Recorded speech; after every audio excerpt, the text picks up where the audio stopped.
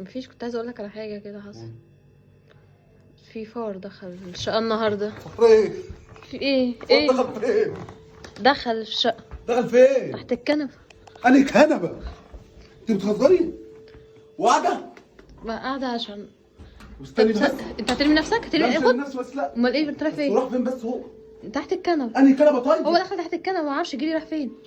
طب هات المقش. طب ثانيه. ياسمين خد سيبني قاعد. طب في ايه؟ خد ماشي. في ايه؟ دخل أنا مقش. دخل انهي مقشه؟ أنا بتاعي خلاص يا ياسمين. دخل تحت الكنبه. طب وانزل وارفع الكنبه وشوفه. ارفع ايه؟ الكنبه. دخل هو هنا؟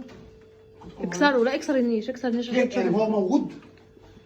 اللي اعرفه انه موجود. أني ما دخل فين هو؟ تحت الكنبه.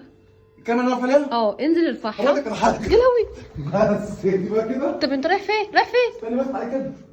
تعالى خلصي. طب واما نيجي خلاص هنيجي. بس كده. طب والفار؟ سيبي اي حد يجي يخرج بقى. اي حد يجي يخرجه؟ يلا. يا فرحتي بيك، بجد انا مبهوره بيك. خلاص يا اخويا تعالى تعالى يا اخويا. ابويا طلع خرجه. فين انت الفار؟ فين ده دلوقتي؟ ما تحطيش بيها ليه؟ دلوقتي فين ما الفار؟ تحطيش بيها ليه؟ لا ما خلاص، ما ابويا انا قلت بصراحه ان الفار هيتخض منك وهيخاف. والله انت بتهزري، في موقف اتصلي بيا.